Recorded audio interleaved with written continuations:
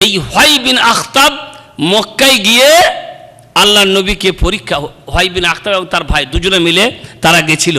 তারপরে আল্লাহ নবীর কাছাকাছি গিয়ে বিভিন্ন মাধ্যমে যে আলামত তারা জানতো, যে নিদর্শন তারা জানতো, সেই নিদর্শন অনুপাতে নবীকে তারা যাচাই পড়তাল করলো, মানে যাচাই করলো, দেখলো, দেখার পরে তাদের বিশ্বাস জন্মে গেল। তারপরে তারা ফিরে আসছে, ফিরে আসার পরে বাড়িতে ঢুকছে। মা সাফিয়া আল্লাহ নবীর স্ত্রী, তিনি বর্ণনা করছেন যে আমার চাচা আমাকে দেখলে দুনিয়ার সব ভুলে যাইও, মানে আমাকে এত ভালোবাসতো যে আমাকে দেখার পরে ওর কোনো দিকে ভ্রুক্ষেপ থাকতো না। আগে আমাকে কোলে নিত, আগে আমাকে চুমা দিত, তারপরে তার অন্য কিছু খেয়াল। কিন্তু এই দিনে মক্কা থেকে যখন ফিরে আসলো আমার বাপ আর চাচা, আমি দূরে গেছি আমার চাচার কাছে, কিন্তু আমার প্রতি তার কোনো খেয়ালই নাই। মানে এমন চিন্তাই মগ্ন যে আমার প্রতি তাদের কোনোই খেয়াল নেই। তখন তারা দুজনে, আমার বাপ আর আমার চাচা, বলা বলি করছে। আমার চাচাকে আমার বাপ জিজ্ঞাসা করছে, তুমি কি বুঝলে? তো আমার চাচা উত্তর দিয়ে বলছে, এক চুল পরিমাণ সন্দেহ নাই ওই নবী, যে নবীর কথা আমরা শুনছি। তখন আমার বাপকে জিজ্ঞাসা করছে, চাচা তাহলে কি করবে? নবী তো এসেই গেল, কি করবে এখন? তখন আমার বাপ বলছে, যতদিন বেঁচে থাকবো তার শত্রুতা ছাড়া অন্য কিছু করব না। কি করব? শত্রুতা করবে। এই হচ্ছে ইহুদিদের চরিত্র। তাই ইহুদিরা কোনোদিন মুসলমান হয় না, খুব কম। সে যুগে মাত্র 10 জন না 12 জন ইহুদি কি হয়েছিল? মুসলমান হয়েছিল। তো ইহুদিরা হচ্ছে সব থেকে বড় শত্রু কার? ইসলামের। তার বাপ বলেছিল, যতদিন বেঁচে থাকবো ততদিন তার কি করব? বিরোধিতা করব, শত্রুতা করব। তো মোট কথা হচ্ছে যে আল্লাহ তাআলা আমাদের নবীর আগমনী কথা অন্যান্য নবীদেরকে এর আগে জানিয়ে দিয়েছিলেন। তার মানে কি নবীর জন্মদিবস আল্লাহ পালন করেছিলেন? আল্লাহ নবী আসবেন এ কথাটা জানিয়ে দেওয়ার অর্থ কি আল্লাহ তাআলা আমাদের নবীর জন্মদিবস পালন করছিলেন? তো ভাই কথা হচ্ছে যে এর কোনো ব্যাখ্যা নেই। আল্লাহ নবীর জন্মদিবস পালন করার কোনো হাদিস নেই, কোনো কোরআন নেই, কোনো কিচ্ছু নেই। এই আল্লাহ নবীর মৃত্যুর অনেক বছর পরে আমাদের মতো কিছু হুজুর সাহেবরা বানিয়ে এই প্রথা চালু করেছে মিলাদুন নবীর নাম দিয়ে, তারা এটা পালন করে থাকে। কোরআনে হাদিসে আর কোনো দলিল নেই, এর কোনো সওয়াব নেই, এতে কোনো নেকি নেই, ইসলামের কোনো কাজও এটা নয়। যদি এটা ইসলামের কাজ হতো তাহলে এই কাজ সর্বপ্রথম করতেন সাহাবারা। কারা করতেন? সাহাবারা। তাদের থেকে নবীর কাছে প্রিয় মানুষ দুনিয়াতে কেউ ছিল না। তারা নবীকে জান দিয়ে মাল দিয়ে ভালোবেসে, তাদের মতন কেউ নবীকে ভালোবাসতে পারেননি, কিয়ামত পর্যন্ত কেউ পারবে না। তাই যদি এটা কোনো নেকির কাজ হতো তাহলে এই কাজটা সর্বপ্রথম কে করত? সাহাবীরা। তারা অবশ্যই এই কাজ পালন করতেন, নেকির কাজে তারা কোনোদিন পিছনে থাকতেন না। তো আসলে এর কোনো দলিল নেই। মানুষের জন্মের আগে নাকি তার জান্নাত জাহান্নাম নির্ধারণ করা হয়, তাহলে ইবাদত কি হবে? বুঝতে পারলেন? এগুলো খুব জটিল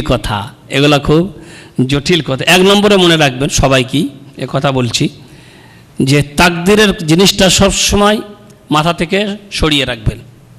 ভাগ্যের ব্যাপারটা, ভাগ্যের ওপরে বিশ্বাস করা আমাদের ঈমানের অংশ। যে ভাগ্য বলে আল্লাহ তাআলা একটা জিনিস বানিয়েছেন, ভাগ্য বলে একটা জিনিস আছে, এটা আমাদেরকে মানতে হবে। যা কিছু হয়, যা কিছু ঘটে, এগুলো আল্লাহর পক্ষ থেকে ঘটে, এটা নির্ধারিত। আল্লাহ চাইলে হবে, না হয় হবে না। তো ভাগ্য সত্য, সবারই ভাগ্য লেখা হয়েছে, কথা সত্য, এর উপরে আমাদের কি করতে হবে? বিশ্বাস করতে হবে। কিন্তু আমরা কেউ জানি না যে আমার ভাগ্যে কি আছে।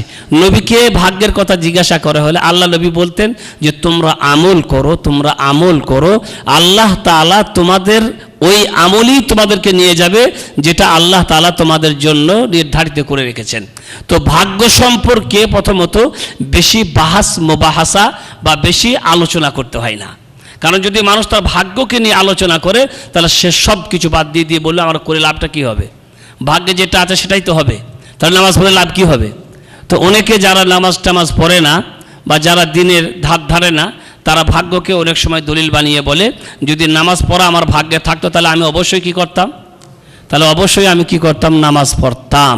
তো এগুলো হচ্ছে বাজে কথা। মানুষ যদি তার ভাগ্যকেই বিশ্বাস করে সব কাজ করত তাহলে বাড়ির বাইরে কোথাও যেত না। মানুষ আসলে স্বার্থপর। যখন দিনের কথা আসে, নামাজের কথা আসে, তখন ভাগ্যকে দলিল বানায়, আর দুনিয়ার ব্যাপারে কিন্তু সে ভাগ্যকে দলিল বানাই না। যদি ভাগ্যের ওপরে এত ভরসা থাকতো তাহলে তুমি পাসপোর্ট করতে কেন গেছিলে? তুমি ভিসার খোঁজে ঢাকা কেন গেছিলে? তুমি এত দৌড়াদৌড়ি, এত লাফালাফি, এজেন্টকে টাকা দেওয়া, তাকে টাকা দেওয়া, ঘুষ দেওয়ার, চাকরি নেওয়ার জন্য এত ঘুষ টুস দেওয়ার ব্যাপার, এগুলো কেন করতে গেলে? তুমি বাড়িতে বসে থাকো, চাকরি তোমার বাড়িতে আসবে, অ্যাপয়েন্টমেন্ট লেটার নিয়ে তোমার বাড়িতে একজন সরকারি লোক এসে তোমার হাতে চাকরি দিয়ে যাবে, বলবো অমুক জায়গায় তোমার চাকরি হয়ে গেছে। তা তো কেউ করি না আমরা, তা তো কেউ করি না। তখন দৌড়াদৌড়ি, লাফালাফি, ছোটাছুটি, সকাল সন্ধ্যা রাত বিরেত কিচ্ছু মানি না। বাদল বর্ষা অতিক্রম করে আমরা তখন দূরে চলে যাচ্ছি, ঢাকাতে অমুক জায়গাতে বড় অফিসার, কাকে ধরতে হলে কি কাজ করা হয়, কোন এজেন্টকে ধরতে হবে। তো দুনিয়ার ব্যাপারে তখন আমরা ভাগ্যকে ধরি না। আর যখন দিনের কথা আসবে তখন বলবে যে নামাজ পড়ে কি হবে, ভাগ্যে যা আছে তাই তো হবে। জি না, ভাগ্য যা আছে তাই হবে না, বরং আল্লাহ তাআলা প্রতিটি মানুষকে বিবেক দিয়ে, বুদ্ধি দিয়ে ছেড়ে দিয়েছেন। আপনার করার না করার অধিকার আছে। আমি একটা অন্যায় কাজ করতেও পারেন, আবার নাও করতে পারেন। এই অধিকার যদি আমাদেরকে আল্লাহ না দিতেন তাহলে আল্লাহ আমাদের প্রতি অবিচার করতেন। আমরা ছাগল নয়। একটা ছাগল সবুজ জিনিস দেখলেই দৌড়ে গিয়ে খাবে, ছাগল গরু। কেন? ওরা মনে করে সবুজ জিনিস মানে ঘাস, খাবার জিনিস আমাদের, ওটা ধান না ওটা ঘাস, এই পার্থক্য করার বিবেক বুদ্ধি তাদের নেই। তারা খাবে, কারণ তারা জানে না যে এটা ঘাস না এটা ধান। এরকম পার্থক্য করার কোনো জ্ঞান আল্লাহ তাদেরকে দেননি। কিন্তু আমরা ভালো মন্দ বুঝি, এই বোধ শক্তি আল্লাহ দিয়েছেন, তাই আমাদের বিচার হবে। যদি এই বোধ শক্তি আমাদের না থাকতো, না দিতেন আল্লাহ, তাহলে আমরা ওই ছাগল গরুর মতন হতাম, মরতাম আর বেরিস, আর কোনো প্রলোভন হতো না, কোনো হাসর প্রান্তর হতো না, জান্নাত জাহান্নামের কিছু দরকার ছিল না আল্লাহর। কিন্তু আল্লাহ তাআলা যেহেতু আমাদেরকে ছাগল গরু বানাননি, আমাদেরকে বানিয়েছে মানুষ, বিবেক বুদ্ধি দিয়ে, ভালো মন্দ পার্থক্য করার জ্ঞান দিয়ে, দুনিয়া আমাদেরকে ছেড়ে দিয়ে নবীদের মাধ্যমে আমাদেরকে জানিয়ে দিলেন এটা ভালো আর এটা মন্দ। কোরআনের মাধ্যমে জানিয়ে দিলেন এটা করা যায়, এটা করা যায় না, এটা হালাল, এটা হারাম, এটা সুদ, এটা ঘুষ, এটা বৈধ, এটা অবৈধ, এটা জেনা, এটা ব্যভিচার, এটা মদ, এটা অমুক, এটা তমুক। এগুলি আল্লাহ তাআলা কোরআনের মাধ্যমে আমাদেরকে জানিয়ে দিয়ে তারপরে আল্লাহ বিচার করবেন। তারপরে এবার কি করবেন? তারপরে বিচার করবেন। আগে জানিয়ে দিয়েছেন, আগে বলে দিয়েছেন, বিবেক দিয়ে সব কিছু আমাদেরকে। পাগলের হিসাব হবে না কেন? আমার মতনই একজন মানুষ, তা আমার মতনই চোখ, আমার মতনই খাই, আমার মতনই কথা বল, সব আমার মতো। একটা জিনিসের অভাব, এই ব্রেনটা আল্লাহ তাকে দেয়নি, তাই সে কি করে? পাগল, যাকে তাকে মারে, হাসে কাঁদে, যেমন তাই করে, কারণ এই বোধটা তার নেই। যার কারণে আল্লাহ নবী বলেছেন আল্লাহ তাআলা পাগলের থেকে কলমকে তুলে নিয়েছেন, পাগলের কোনো হিসাব হবে না, পাগলের কোনো হিসাব হবে না। তো ভাইরা, আমার কথা হচ্ছে যে ভাগ্য সম্পর্কে আমাদেরকে বিশ্বাস করতে হবে, কিন্তু এর অর্থ এই নয় যে আল্লাহ তাআলা যেটা করে দিয়েছে সেটাই হয়ে যাবে আর তোমার কিছু করার নেই। আমাদের করার আছে বলেই বিচার হবে। ওয়া সাল্লাল্লাহু আলা নবিয়িনা মুহাম্মদ ওয়া আলা আলিহি ওয়া সাহবিহি আজমাইন।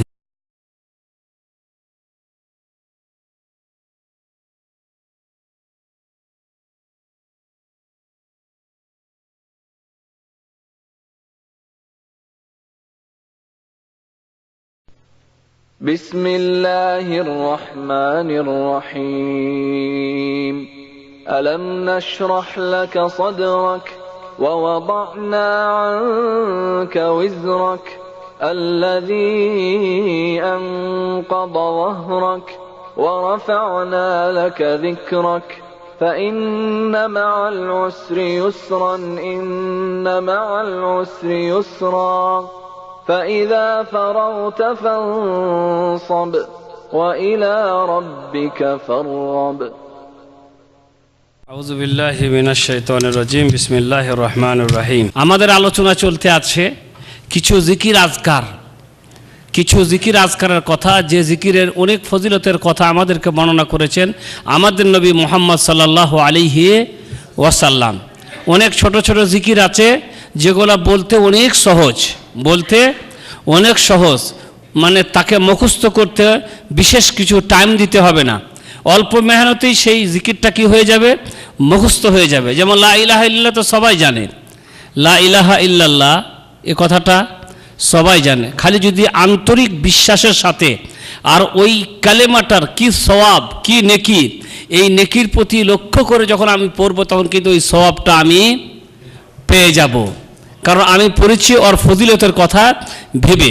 তো মোট কথা হচ্ছে অনেক কথা খুবই ছোট, অনেক ছোট কথা, ছোট বাক্য, অথচ তার ফজিলত আল্লাহর কাছে অনেক বেশি। যেমন আমরা পড়েছি সুবহানাল্লাহি ওয়া বিহামদিহি সুবহানাল্লাহিল আযীম, আল্লাহর কাছে সবথেকে প্রিয় বাক্য, আর নেকির পাল্লায় সবথেকে হবে ভারী, আর জবানে বলতে সবথেকে হালকা এবং সহজ।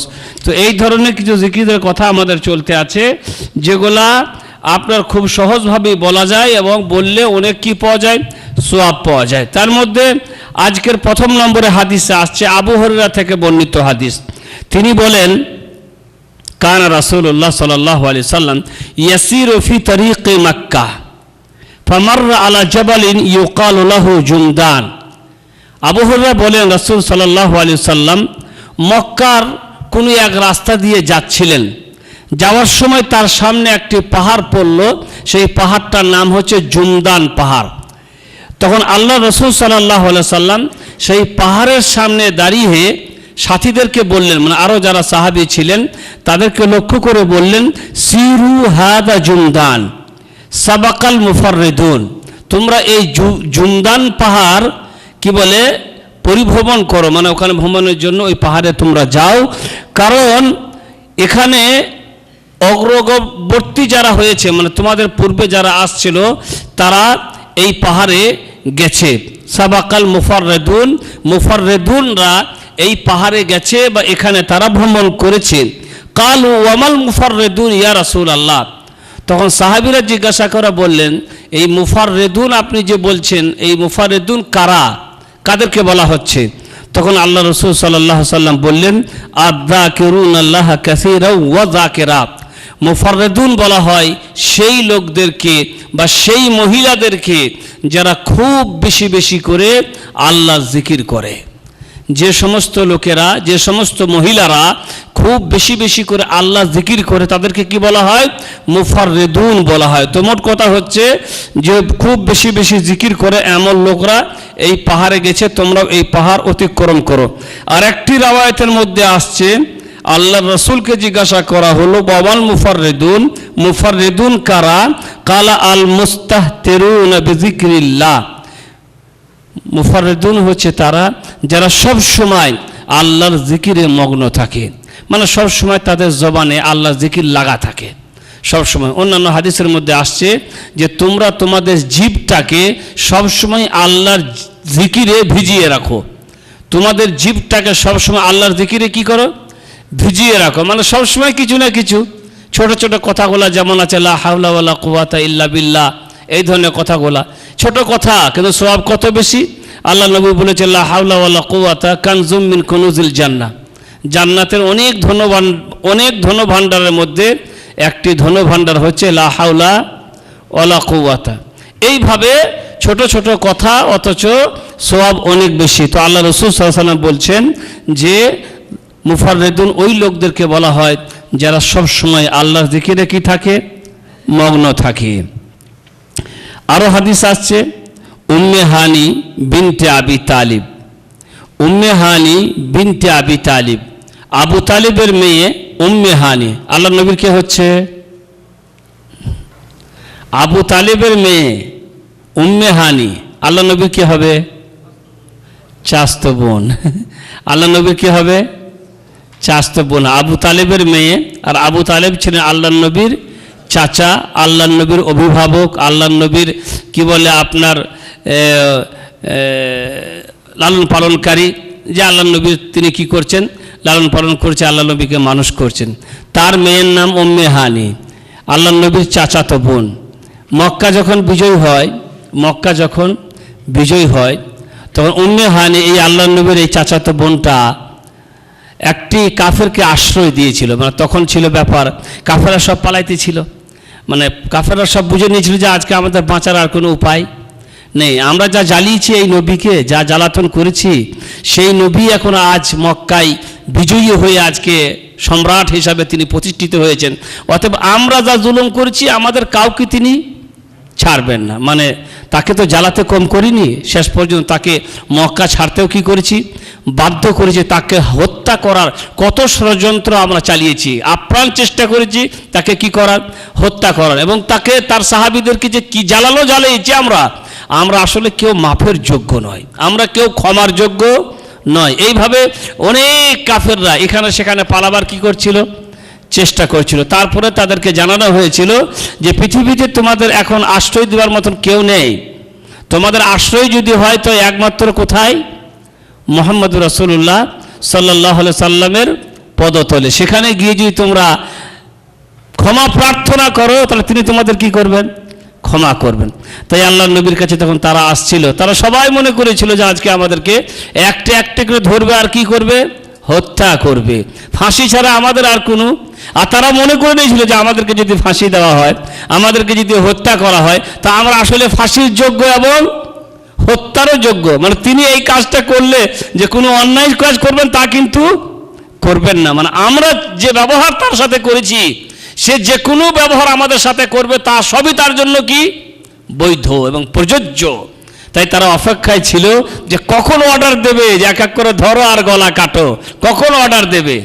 আল্লাহ নবী তখন সমস্ত কাফেরদেরকে, উপস্থিত জনগণকে লক্ষ্য করে বলেছিলেন, ইযহাবু আনতুমুত তুলাকা, যাও যেখানে যাবার চলে যেতে পারো, তোমরা সবাই মুক্ত, আজকে তোমাদের সাথে কোনো দুর্ব্যবহার করা হবে না, চলে যাও। এখানে একটা কথা কত লক্ষণীয়, আল্লাহ নবী এ কথাও বলেননি ছিলেন যদি ইসলাম গ্রহণ করো তাহলে তোমাদের সবাইকে ছেড়ে দেব, তাও কিন্তু বলেননি। কি বলেছিলেন, তোমরা চলে যাও, লা তাসরিবা আলাইকুমুল ইয়াউম, আজ তোমাদের সাথে কোনো দুর্ব্যবহার, কোনো খারাপ ব্যবহার করা হবে না, কোনো জবরদস্তি করা হবে না, তোমরা যেখানে ইচ্ছা চলে যাও। তবে মক্কা ছাড়তে হবে, কেন মক্কা আল্লাহর ঘর, এখানে কোনো কাফের আশ্রয় পাবে না। মক্কা থেকে তোমরা আল্লাহর জমিন আরও আছে, যেখানে মন সেখানে চলে যাও। আল্লাহ নবী তখন এ কথাও বলেননি যদি ইসলাম গ্রহণ করো তোমাদের সবাইকে কি করব, ক্ষমা করে দেব, না, চলে যাও। তারপরে তারা আল্লাহ নবীর দয়া, দাক্ষিণ্যতা, তার এরকম উত্তম চরিত্র ব্যবহার দেখে আর কেউ কোথাও যায়নি, সবাই বলেছিল লা ইলাহা ইল্লাল্লাহ মুহাম্মাদুর রাসূলুল্লাহ। সেই দিন মক্কা বিজয়ের দিন উম্মে হানি, আল্লাহ নবীর চাচাতো বোন, একজন কাফেরকে আশ্রয় দিয়েছিল, তাকে বলেছিল তুমি আমার বাড়িতে থাকো, তোমার কিচ্ছু হবে না, আমি আছি।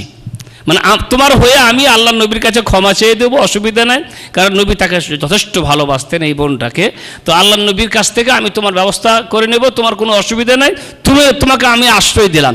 তখন এটা নীতি ছিল যে কোনো মুসলমান, নারী হোক বা পুরুষ, যদি বলতো যে আমি অমুককে আশ্রয় দিয়েছি, কিংবা কোনো কাফের যদি বলতো আমি অমুক মুসলমানকে আশ্রয় দিয়েছি, তাহলে অন্য কাফেররা তার উপরে কোনো জুলুম করতে পারবে না। এটা ছিল তাদের নীতি, তাদের সামাজিক এটা নীতি ছিল। তাই উম্মে হানি বলেছিল যে আমি একে আশ্রয় দিয়েছি। উম্মে হানি জানতো আমি যখন আশ্রয় দেব তখন আল্লাহর নবী একে বা এর সাথে কোনো দুর্ব্যবহার করতে পারবেন না, তাই তাকে আশ্রয় দিয়েছিলেন। আলী রাদিয়াল্লাহু তাআলা আনহু বললেন যে আমি ছাড়বো না, ওই বদমাশকে আমি কি করব, ওকে জবাই করব, ওকে আমি কাটবো, আলী ছাড়বে না। তখন এই উম্মে হানি আল্লাহর নবীর কাছে গেছেন। উম্মে হানি বর্ণনা করে হাদিসটি বলছেন যে আমি যখন নবীর বাড়িতে গেলাম তখন নবী গোসল করছিলেন। কি করছিলেন, গোসল করছিলেন। আর গোসল করছিলেন আর আল্লাহর নবীকে ফাতেমা একটা কাপড় করে পর্দা করেছিল আর কি। মানে তখন তো আমাদের মতন এত সুন্দর করে গোসল খেলার কোনো ব্যবস্থা নেই। মক্কা বিজয়ের সময় বুঝতে পারছেন কত হোরাহরি, কত ভিড়াভিড়ি, কত রকমের ব্যস্ততা, কত রকমের, তিনি সম্রাট, তিনি রাজা, তিনি সব কিছু, কত দায়িত্ব, কত কাজ আছে। তাই হয়তো কয়েকদিন ধরে হয়তো গোসল করার সময় পাননি, তাই একবার ফাঁক করে কোথাও গিয়ে তিনি কি করছেন, গোসল করছেন, গোসল করার কোনো ব্যবস্থা নাই। তাই ফাতেমাকে বললেন যে তুমি কাপড়টা আড়াল করে ধরে থাকো, আমি কাপড়ের আড়াই দিয়ে কি করি, গোসল করিনি। উম্মে হানি বলছেন আমি যখন গেলাম তখন দেখছি নবী কি করছেন, গোসল করছেন, আর ফাতেমাকে দেখলাম সে কাপড় ধরে দাঁড়িয়ে আছে। তারপরে আল্লাহ নবী গোসল করলেন, আর ওই কাপড়টা, যে কাপড়টা ধরে দাঁড়িয়েছিলেন কে, ফাতেমা রাদিয়াল্লাহু তাআলা আনহা, ওই কাপড়টা নিয়ে গোটা শরীরটাকে জড়িয়ে 8 রাকাত নামাজ পড়লেন। কয় রাকাত? 8 রাকাত। এই সময়টা ছিল চাশতের সময়। কোন সময় ছিল? চাশতের সময়। তো আল্লাহ নবী গোসল করে ওই কাপড়টাই জড়িয়ে, একটা কাপড়কেই গোটা শরীরে জড়িয়ে নিয়ে তারপর তিনি কি করলেন, 8 রাকাত নামাজ পড়লেন। প্রত্যেক 2 রাকাতে সালাম ফিরলেন, চাশতের নামাজ। তাই বলা হয়েছে চাশতের নামাজের সর্বমোট সংখ্যা, সব থেকে বেশি সংখ্যা হচ্ছে 8 রাকাত, আর কমসে কম সংখ্যা হচ্ছে 2 রাকাত। কমসে কম সংখ্যা হচ্ছে 2 রাকাত।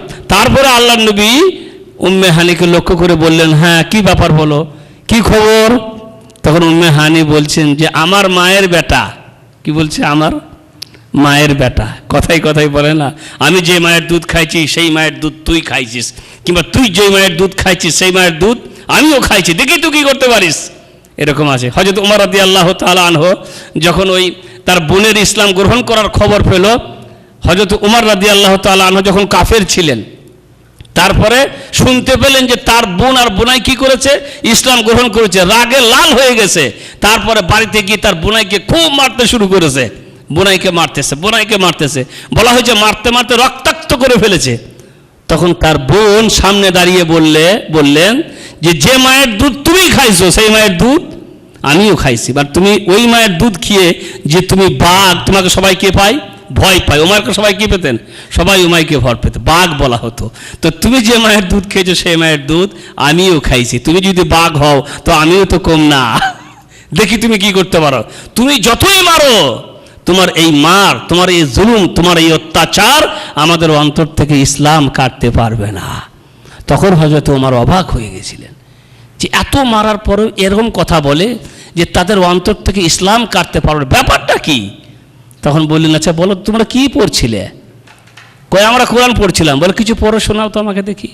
কোনো রাওয়াতে আসছে কই কোরআন আমাকে দাও, আমি পড়তে চাই। তখন তার বোন বলল, না তুমি অপবিত্র মানুষ, তোমাকে কোরআন দেওয়া হবে না, তোমাকে আগে গোসল করতে হবে। আল মুহিম কোরআনের কিছু আয়াত সূরা তাহা থেকে পাঠ করে শোনানো হয়েছিল।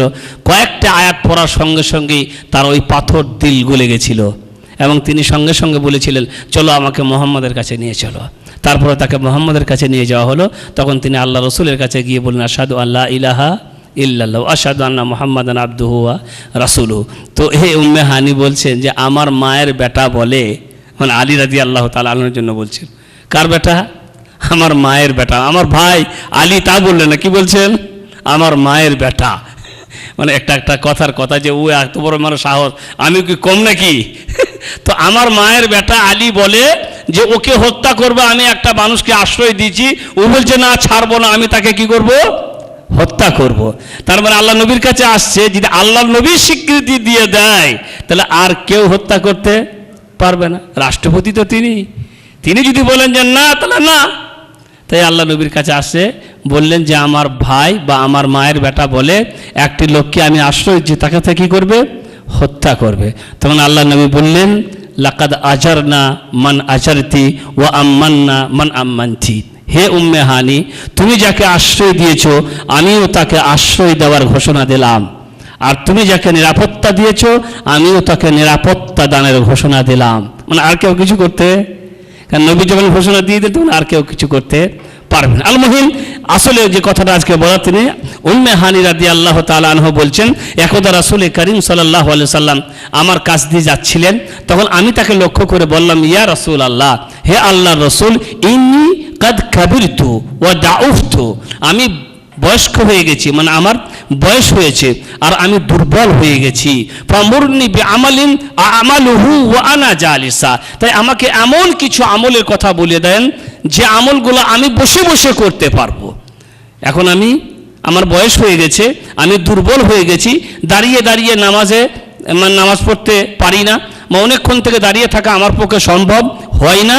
তাই মেহেরবানি করে এমন কিছু আমল বলে দেন যে আমলগুলো আমি বসে বসেই করতে পারবো। কাল তখন রাসূল করিম সাল্লাল্লাহু আলাইহি সাল্লাম বললেন, সাব্বিহিল্লাহ মিয়াতা তাসবিহাতিন, তুমি 100 বার বলবে সুবহানাল্লাহ, 100 বার বলবে সুবহানাল্লাহ। ফাইন্নাহা তা'দিলু লাকি মিয়াতা রাকাবাতিন তু'তিকিনাহা মিন ওয়ালাদ ইসমাঈল। তোমার এই কথাটা সুবহানাল্লাহ, এই কথাটা, তোমার এই কথাটা 100 মানুষকে স্বাধীন করার সমান কি হবে? নেকি হবে। কোথা থেকে? ইসমাইল আলাইহিস সালামের বংশের 100টা মানুষ, সাধারণ মানুষ থেকে না, বরং ইসমাইল আলাইহিস সালামের বংশের 100টা মানুষকে স্বাধীন করার সময় তুমি কি পাবে? নেকি পাবে, শুধু এই কথাটা বলার কারণে। ওয়াহমাদিল্লাহ মিয়াতা তাহমিদাতিন, আর 100 বার বলো আলহামদুলিল্লাহ। ওয়াহমাদিল্লাহ মানে আলহামদুলিল্লাহ বলো 100 বার। তা'দিলু লাকি মিআতা ফারসিন মুসরাজাতিন মুলজামাতিন তাহমালিনা আলাইহা ফি সাবিলিল্লাহ। তোমার এই কথাটা সির্ফ আলহামদুলিল্লাহটা 100 ঘোড়া লাগাম জিন সহ, ঘোড়ার মধ্যে লাগাম থাকে, ঘোড়ার মধ্যে জিন থাকে, এই দুটো জিনিস সহ 100 ঘোড়াকে আল্লাহর রাস্তায় দান করার সমান তুমি কি পাবে? সওয়াব পাবে। কোন কথাটা? আলহামদুলিল্লাহটা। ওয়া কাব্বিরিল্লাহা মিআতা তাকবীরাতিন, আর 100 বার বলো আল্লাহু আকবার। ফা ইন্নাহা তা'দিলু লাকি মিআতা বাদানাতিন মুকাল্লাদাতিন মুতাকাব্বালাতিন। তোমার এই কথাটা